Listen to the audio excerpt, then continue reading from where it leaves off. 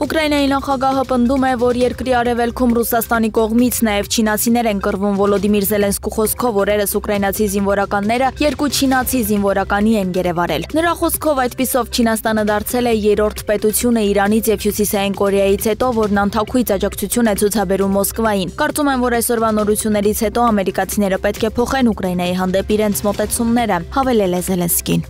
Վաշինգտոնն անհանգստացած է Ուկրաինայում ռազմական գործողություններին Ռուսաստանի կողմից չինացիների մասնակցության մասին հաղորդումներով հայտնել է Պետդեպարտամենտի ներկայացուցիչը։ Այս պատերազմում Չինաստանը Ռուսաստանի հիմնական հանցակիցն է։ Չինաստանը մատակարարում է երկակի նշանակության ապրանքների գրեթե 80%-ը, որոնք Ռուսաստանին հարկավոր են պատերազմը շարունակելու համար, հայտարարել է Պետդեպարտամենտի ներկայացուցիչ Թեմի Բրյուսը, շեշտելով, որ այս երկու միջուկային ընկերությունների միջև գործակցության շարունակությունը միայն կխորացնի միջազգային անկայունությունը։ Ռուսաստանի եւ Ուկրաինայի իշխանությունները հայտնել են մեկը մյուսի տարածքին զանգվածային հարվածներ հասցնելու մասին։ Ռուսաստանի պաշտպանության նախարարությունը հայտնել է, որ ապրիլի լույսին գիշերը եւ նախորդող երեկոյան երկրի 10 տարածաշրջաններում, նաեւ Ղրիմում խոցվել է ուկրաինական 158 անօդաչու թռչող սարք։ Գերատեսչության հաղորդագրության համաձայն Կրասնոդարի երկրամասում եւ Ռոստովի մարզում ռուսական ուժերը փորձացել եւ ոչնչացրել են ամենամեծ թվով ԱԹՍ-ները։ Ժամանակավորապես փակվել են Վլադիկավկազի եւ Գրոզնիի օդանավականները։ Ուկրաինական իշխանություններն իրենց հայտնել են ռուսական ԱԹՍ-ների զանգվածային գրոհի մասին։ Հարվածների են ենթարկվել Դնեպրի, Խարկովի, Սումիի, Խերսոնի մարզերը, նաև այլ շրջաններ։ BBC-ի ռուսական ծառայության հաղորդմամբ Դնեպրում ռուսական ուժերի հարվածների հետևանքով վիրավորվել է 14 մարդ, հարվածի տակ են հայտնվել բազմաբնակարան շենքեր, կոտրվել է առնվազն 200 ապակի։ Խարկովում վիրավորվել է 2 մարդ, քաղաքի 3 շրջաններում հրդեհներ են բռնկվել։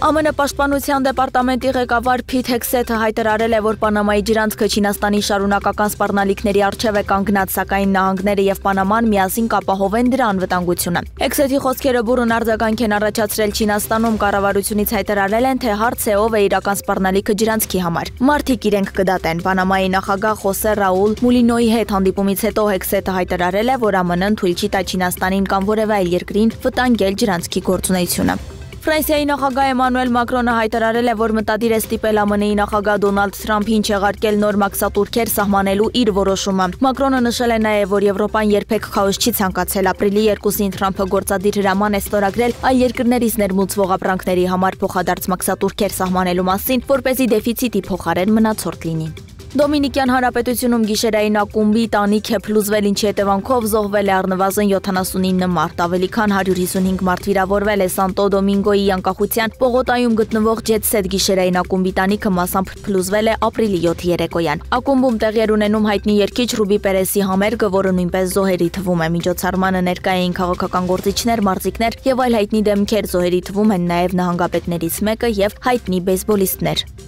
Ամերիկայի Միացյալ Նահանգների ռազմական օդանավերն ապրիլի 8-ի երեկոյան ավիաառվածներ են հասցրել Եմենի Հոդեյդայի նահանգի Մուգբիլ քաղաքի բնակելի թաղամասին, որի հետևանքով առողջապահության նախարարության տեղեկություններով զոհերի թիվը հասել է 6-ի, վիրավորվել է եւս 16 մարդ, այդ թվում կանայք ու երեխաներ։ Զգալի վնաս է հասցվել բնակելի տներին, ԱՄՆ-ն նաեւ օդային մի քանի հարվածներ է հասցրել Եմենի տարբեր շրջանների կապի ցանցերին, նաեւ թիրախավորել Դամար քաղաքից արևմուտք գտնվող մի շարք ֆերմաներ, ինչի հետևանքով 3 մարդ է վիրավորվել։ ԱՄՆ-ն մարտի 15-ից ի վեր ամենօրյա հարձակումներ է իրականացնում Եմենի վրա։